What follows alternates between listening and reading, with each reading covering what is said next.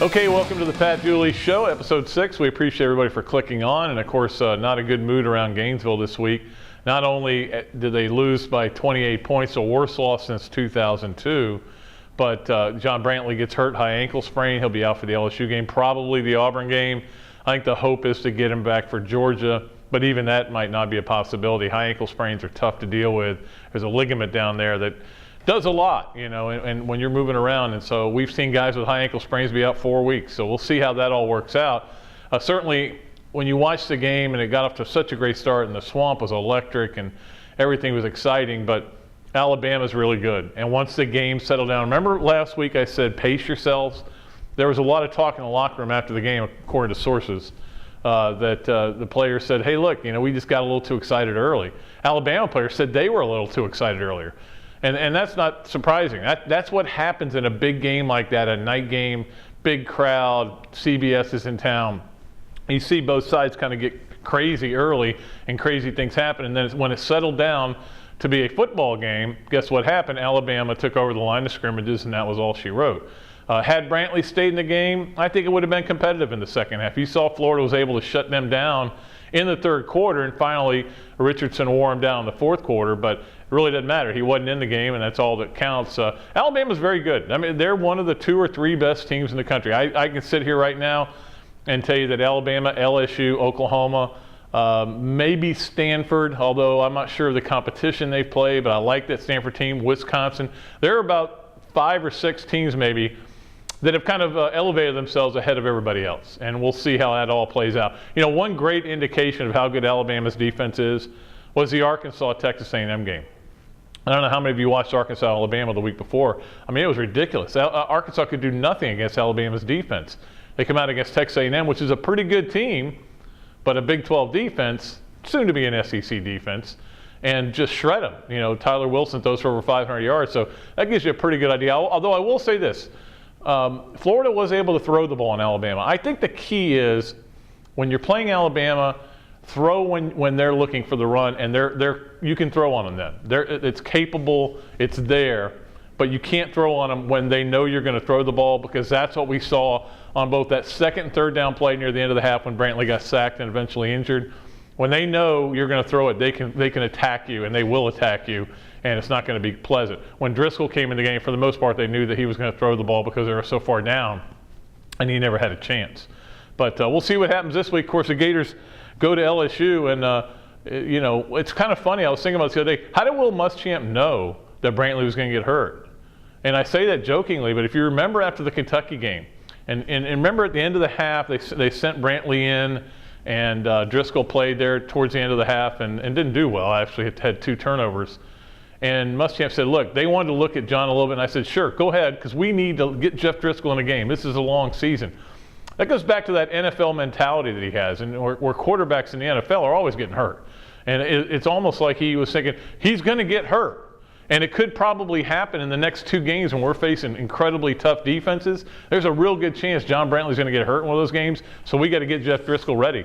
That seemed to be his mentality, but it's kind of funny how he knew. One thing going back to the Alabama game, I don't know if I said it here or not, I said it somewhere.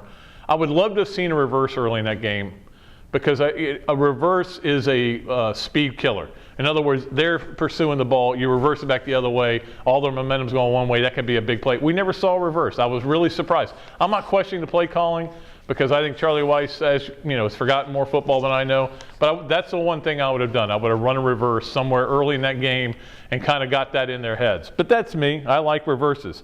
One thing, you know, I've said this before, I really like Will Muschamp. I like a lot of the things he stands for, a lot of the things he's doing. I've got a good relationship with him. But the one thing I don't like is making freshmen off limits to us. And we'll see if this policy changes. But as of now, as we sit here today, the starting quarterback at the University of Florida, the media is not allowed to speak to. That's just ridiculous. It's the University of Florida. You're the starting quarterback. That comes with certain responsibilities. But right now, as we've been told, we're not allowed to talk to Jeff Driscoll. Does that change down the road if he continues to be the starter? I would hope so. If you're telling me that we can't talk to the quarterback at Florida the week of the Florida-Georgia game, there's just something wrong with that. You know, again, I'm fighting for my rights. He's trying to do his job. I just don't agree with that at all. maybe we'll see that change. But I think you guys out there, you in the Gator Nation, you want to know what Jeff Driscoll's thinking, what he's talking about, what a little more about him, and what he's thinking going into the LSU game. Well, you're going to have to find that out from his parents, which is one thing we're going to try to do. And finally, LSU and Death Valley, a lot easier during the day than it is at night. But there was a great stat. I think it really went right up until about the time Les Miles came there, or maybe after when Saban won that national title. But for so long, in the 90s and into the early 2000s, LSU's home record was abysmal. And everybody talked about Death Valley. You don't go into Death Valley at night. But it comes back to the same thing. If you have players, your home field advantage is a bigger advantage. Fulmer used to say it about the Swamp. The Swamp's tough to play in because they got good players. It's the same thing. LSU was a place where you used to go to get wins back in the mid-90s. You remember Florida going there beating them like 58-3 one year. But if you got good players, then it becomes a big advantage, and it gets very loud there. I still think it's not as loud as the Swamp. The Saturday night kind of reminded me the Swamp is still, to me, the loudest place there is. And I've been to everywhere that it gets loud. But, I think the fact that the day game helps just because the fans don't get quite as lubed up, don't get to eat as many crawfish. And we'll see how Jeff Driscoll handles that. Not optimistic. I don't think anybody's optimistic going into that game. But I remember a team back in 2002, nobody was optimistic. I'm sorry, 2003. Nobody was optimistic when they went in to play LSU that year. Chris Leak at quarterback. I think he was making his second start. Florida got the win. LSU went on and won the national title. Amazing as that seems. All right, it's time right now for 3 things. All right, 3 things I learned over the weekend in college football. Number 1 is that Clemson is for real. Now, I picked Clemson. It's one of the few I got right. Dr. Football's having a rough year. But I did pick Clemson to beat Virginia Tech based on one thing. And everybody else was picking Virginia Tech. Oh, it's a tough place to play. Clemson hasn't been on the road. But Clemson had played 2 really exciting, tough, intense games. Virginia Tech hadn't played anybody and hadn't been impressive in beating some real cupcakes. There was just something that told me that Clemson was going to go in there and win the game. I didn't expect it to be what it was. I didn't expect it to be Clemson's defense that would get it done. That tells you this team is for real. And it'll be interesting to see how they handle things down the road. They got a big game with Georgia Tech coming up, but it's going to be, Clemson's got a chance, peeps, at winning the national championship with Dabo Swinney as a coach. That's almost impossible to believe, but they're good enough to do that. Number 2 thing I learned is that November 5th can't get here fast enough. Not the Florida-Vanderbilt game, but LSU-Alabama. As I said in my column, look, let's just let them play in Atlanta. Let's cancel that game, get rid of the East, and go play that game in Atlanta. That's where it should be, but unfortunately that can't take place. Alabama-LSU is just going to be a fascinating game to watch how they attack each other, to watch those defenses play. And just to see the amazing intensity of this game. It is going to be hard-hitting, loud. I wish I could go. I really do. I wish I could be there. And number 3, South Carolina has some major issues. And if you watch the game on Saturday, Auburn's defense had been awful all year until they played South Carolina. They hold Lattimore to 67 yards. Garcia throws his usual interceptions, and they only score 13 points. There was a controversy at the end of the game, but still, the bottom line is South Carolina's got problems, and it's all Stephen Garcia. Now, guess what? Connor Shaw hasn't been announced as a starter, and that's not going to last. That's going to be about middle of the second quarter. Stephen, get in there. See if you can make that throw. It's amazing, though, how important. Look, I wrote this week, and I truly believe it's the most important thing in college football is having a good, especially in this conference, is having a good offensive line. If you don't have a good offensive line, the defensive lines are so good all around this conference, they're going to eat you up. And if they're eating you up, then your quarterback's going to struggle. So you've got to have that good offensive line, but you've got to have a quarterback who doesn't make mistakes. LSU found this out a couple of years ago with Jarrett Lee throwing the 7 pick sixes in one season. Florida last year with John Brantley, I know, again, everybody says it's not his trouble, but he didn't play well. You've got to have a good quarterback as well. So, and right now, South Carolina doesn't, especially Steve Spurrier's got to have a good quarterback, and he certainly doesn't have one. All right, that's it for 3 things. We're going to move on to our weekly panel. This week, Larry Vettel and Adam Schick join me. We'll be right back. All right, welcome back to the Pat Dooley Show, our panel discussion. We have an esteemed panel today. Larry Vettel, you know him well from, of course, his work in radio and sidelines and TV and what else is there? Anybody with a checkbook. Yeah, that's right. Anybody who will pay him. But, of course, hosts the afternoon show on WRUF 8:50 a.m. And Adam Schick, who, of course, stepped into very big shadow when he took over from me. Those shoes are bigger than I thought they'd be. Couldn't quite fit at 1:05 the game. And, of course, Adam's also the voice of Lady Gator softball, soccer. Is there something else there? Women's basketball. Women's basketball.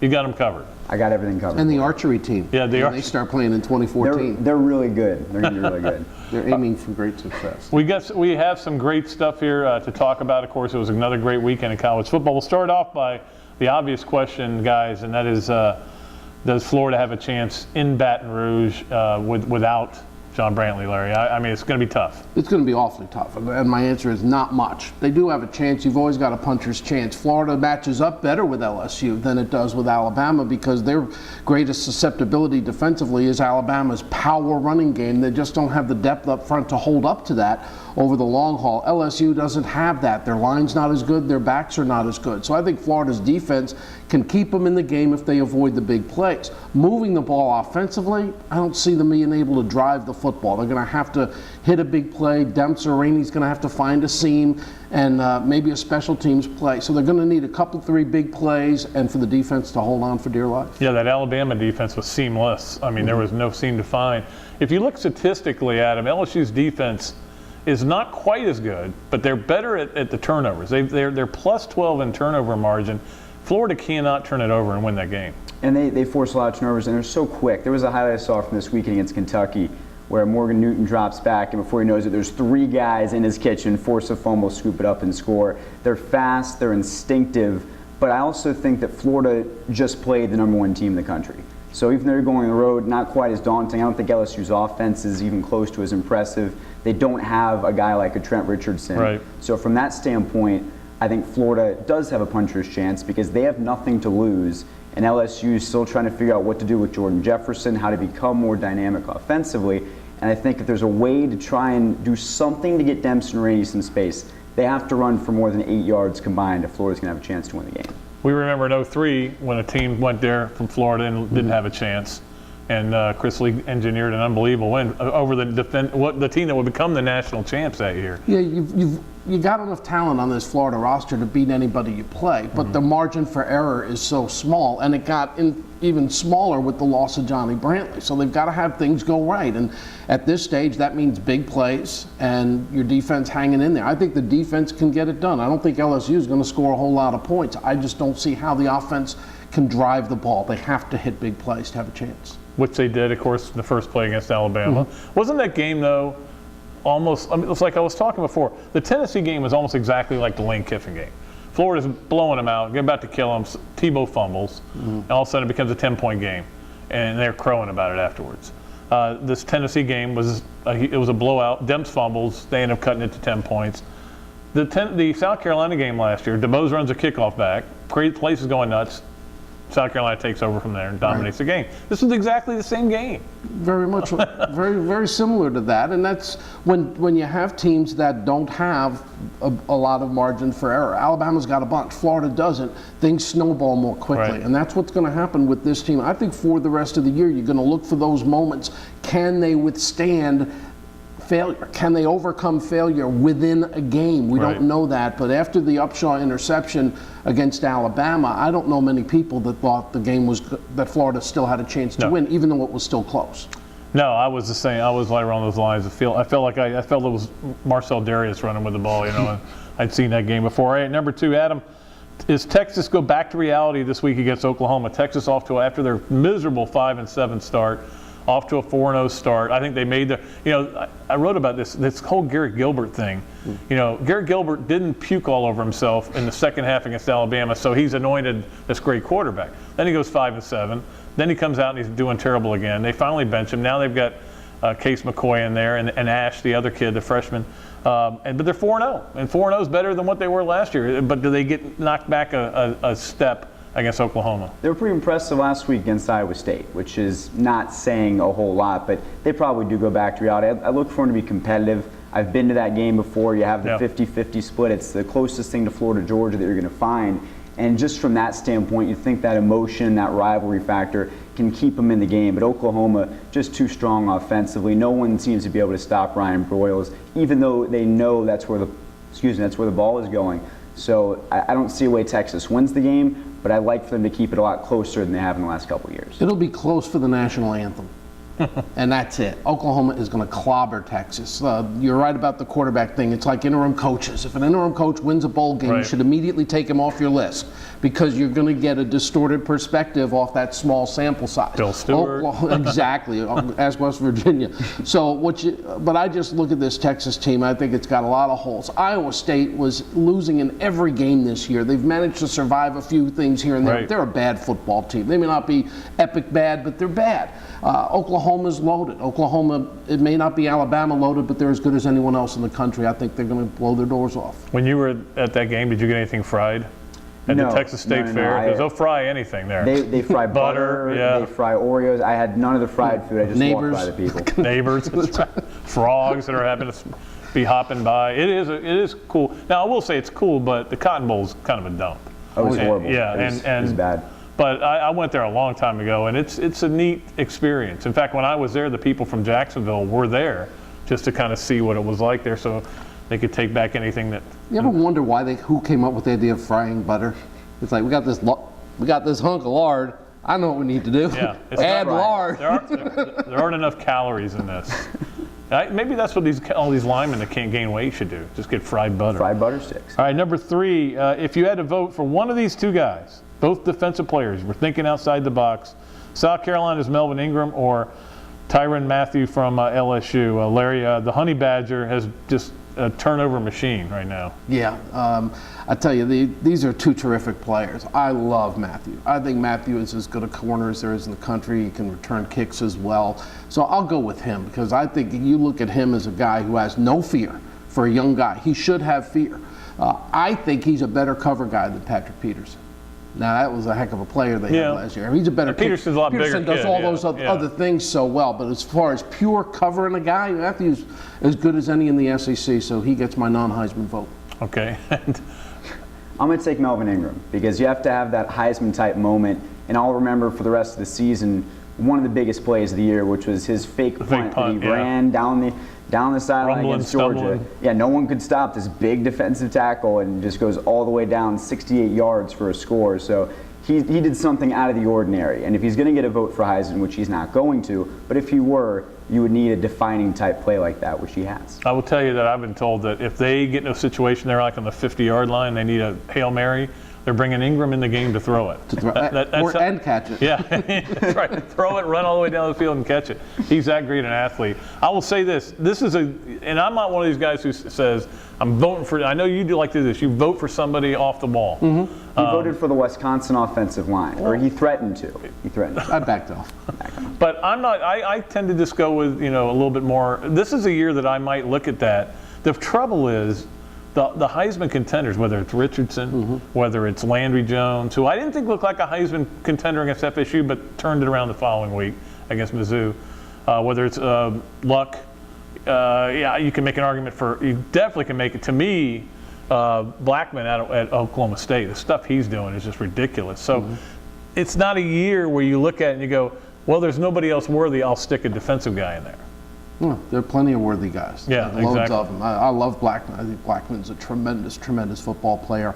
Shocked he's still in college, to be honest with you, but sometimes guys do that. So it's going to be an interesting year Heisman-wise. And as far as the atypical, whether it's O-line, linebacker, or a defensive player, wide out, I'm almost always have one of those. I didn't with the 3 quarterbacks a few years ago. I just didn't see how I could justify it. But normally I like to put someone in there. I think it's important to recognize that the world does not exist just for guys who are skill position players. Right. No, I don't disagree with you on that. I'm wondering, though, if Richardson gets invited, does he drive his brand new Yukon with the rims I would hope. up to New York? Yeah. We'll see. They might carpool. He's going to pick up a couple of Ohio State guys at a tattoo parlor on the way. All right, number 4. We didn't know this was going to be a big game, but it's turned out to be one this year because of what's happened with South Carolina and Florida's lost. But Georgia and Tennessee play this week, and I got to admit, we're going to get done and get back for the second half to the hotel. I'm fired up about that game. Adam, who do you like in that game? I like Tennessee because I can't ever like Georgia to handle success. And Georgia looked okay last week. They start to be coming together. They're growing up a little bit, and Corral seems to keep getting better and better. But by the same token, They're going on the road. It's hard to put a lot of faith in Georgia. They still do too many things that are set for a Mark Richt team over the last 4 or 5 years. Too many mistakes, too many just brain fart moments where they just lose control of a game that they seem to be well in hand. I think Tennessee's got a great shot in this one, and a big part of it is I think Tennessee's offensive line's quite good, and I think they can run on Georgia and frustrate Georgia's offense by keeping them on the sidelines. And Murray has a tendency to get a little jumpy when he doesn't get out there for a while. That's a way to frustrate him, and you got a freshman tailback, sophomore quarterback. It's good to annoy them, and I think Tennessee can control the clock a little bit, build a little momentum, and if they can cash in opportunities, because they'll get in the red zone against Georgia, that's not a question. If they cash in their opportunities, they'll win. Yeah, the interesting thing to me is, Georgia is all of a sudden building on this confidence from beating an Ole Miss team that's terrible, and then beating Mississippi State, which it looks like is terrible. Ole Miss is terrible. They rallied to beat Fresno State on the road. Oh, yeah, okay. They lost to Vandy. Yeah. They got Steel Club by Vandy. That's all you need to know. Speaking about that for just a second, Larry, Mississippi State came out of the box talking Atlanta. Now they're talking Memphis, like Liberty Bowl. Right. Can we get there? And I looked at their schedule. It could come down to the Ole Miss game, whether they even get bowl eligible or not. Yeah, it's unfortunate for Dan Mullen, but he's got a tough schedule. Yep. And when you have a tough schedule, you better be able to make big plays. If you're in the West, you have a tough schedule. That's true. You got 5 games that are going to be hard unless you get Ole Miss, so that helps a little bit. But it'll be interesting because Houston Nutt's now coaching for his life, and I don't think he's going to survive. I think he'll be out. And but Dan's got to get. They had momentum at the start of the year. Now they got 3 league losses and some very losable games coming up. If they go 5-7, it's going to be kind of. Did he win with inherited players type of mindset in Starkville? So they still got Alabama on their schedule. I think South Carolina. South Carolina's not necessarily scary. No, but it's still it's losable. I think. But it's a game they have. That's one that State's got to get. Yeah. South Carolina might be a game that they have to grab in order to have a winning season. Maybe? Yeah. So, all right. Finally, with our panel, has the Swamp lost its magic? Florida lost for the 4th time in its last 5 SEC games. That doesn't happen. I mean, I looked it up and I couldn't find when it had ever happened before. And the last 2 big SEC games they played at night, they got steamrolled. I mean, Adam, is the Swamp lost its magic? Well, it's strange because not only the numbers about the just overall SEC games in the Swamp, but 4 straight conference night games that Florida's lost in the Swamp. And the night games are supposed to be when you hit that next level and you're supposed to be unbeatable. The other thing too, Larry, is that teams love coming in here. And it's not because, I'm not saying that because they've lost a lot of games here recently, but they love that environment. Teams have adjusted. They're not intimidated by it. They go, hey, let's go in there. If we win in the Swamp, think how great that's going to be. Yeah, I think of the basketball parallel with it's tough to play in Rupp Arena, and as Billy Donovan will tell you, it's tough to play in Rupp Arena because Kentucky's so good. Right. The Swamp had an aura and a magic about it because Steve Spurrier was a great coach, because Urban Meyer was a great coach, and they had great football teams. And the adrenaline, and they say all that emotion and all that excitement and all that feeling in the air only lasts till you get knocked in the head. Right. And then you got to go to battle. And then you got to go fight for a win. And they haven't been good enough. And it's not just losing in the Swamp. They've been clobbered by South Carolina. They got clobbered by Alabama, physically outplayed. And so you want to get the magic back, get some big offensive linemen that can really block. Get some guys who can sack quarterbacks, get some corners who can pick off passes, and the magic will be back in the Swamp. Phil, I mentioned this earlier. Phil Fulmer used to say, they'd ask him about playing the Swamp. He goes, yeah, it's a tough place to play because Florida's good. And that's the thing. We talked about this before with Baton Rouge, with LSU. In the 90s, the Death Valley was death for LSU. Right. I mean, because they weren't very good. Get the gumbo and the cayenne pepper, pick up a win, and head home. It was 58-3 one year there for Florida. But I think that's the biggest thing, is that Florida's just not at that elite level. And you can discuss it all you want about the reasons why Florida's not where they have been. But we're still talking about 2 years removed from 13-1, destroying Cincinnati in a bowl game, a great team. It's not like this has just been an unbelievable slide down a hill. Not at all. It's just really a couple of disappointing recruiting classes where they didn't get the numbers, particularly on the offensive line, and that's where I think the biggest gap between Florida and Alabama is personnel-wise, is offensive line, and that gets rectified with a couple, 3 really good classes along the offensive line and depth in those recruiting classes as well. If you look at Florida's line situation, a lot of guys just have not played, haven't produced in the last couple of years, and it wasn't noticeable last year on the line because you had 4 senior starters. Right. So you have a couple classes where you're not getting the best offensive linemen, or guys are getting hurt, or guys are not living up to expectations, followed by losing 4 seniors all at once when they didn't play the guys off the bench because they weren't good enough. And then there's your gap, and that gap takes a while to rebuild because nothing takes more time to build on a football team than an offensive line. I seem to recall a column I wrote in the preseason that this team would only go as far as its offensive line. And I think that we're seeing it. We saw that, in the first 4 games, they're playing teams that aren't great, stout. But guess what? When they play a stout team, they have trouble with it. And this is, we talk about recruiting so much. I'm not a big recruiting guy for this reason. These classes were all ranked extremely high. They were all supposed to be great, complete classes. But it isn't necessarily about the stars the guy has. It's about getting the right guys. Look at what Chip Kelly has done in Oregon. He doesn't get the 5-star guys on his line. He gets the guys that work for their system. And now with Charlie Weiss in there, they need to start trying to figure out who are those guys that are good for their system and not just the guys that maybe everybody else wants so bad. That's a good point. And also keep in mind, guys in the southeastern United States and Texas are rated more highly than guys elsewhere. Why? Because most recruiting analysts are based in the southeast or in Texas. So other than California, a lot of the country is under-scouted by people who do this for a living. Thus, those guys are underrated and underreported. Nebraska never was the #1 recruiting class when they put together as good a team as you'll ever see. Notre Dame always is a highly recruited class. But each of the past few years, there has been a note made and a comment made by yours truly about didn't do well on the offensive line, didn't get enough guys on the offensive line. And that eventually came to bear last year when they couldn't sub, when they were having issues, and of course this year where it's almost like starting all over. And going forward, I like to see some young guys get more playing time and see what they can do. We got to find out. Florida's got to find out, what can Ian Silberman do on the football field? Can Nick Alajazian stay healthy and get out there and block somebody? These guys have got to get out and show what they can do. Even if you play the freshmen, get them out there and see, because right now they can't handle really good defensive lines. The nice thing is, after LSU, they've only got one or two more really good defensive lines to face. Yeah, probably 2 more. Yeah. It's we'll see how it all works out, but there's no question that offensive line is the issue right now, and we'll see where the Gators go from there. That's going to do it for our panel discussion. I want to thank Larry Vettel, Adam Schick for coming in. We appreciate it. We'll be up next with the list. Okay, it's time for this week's list. And remember last week's list, I told Florida how they could beat Alabama. I don't think they followed anything I asked them to, but those things are going to happen. Playing ahead was a big part of it. And once that pick happened, that pick 6 for Alabama, they weren't playing ahead anymore, and I think you saw what happened. So I was right.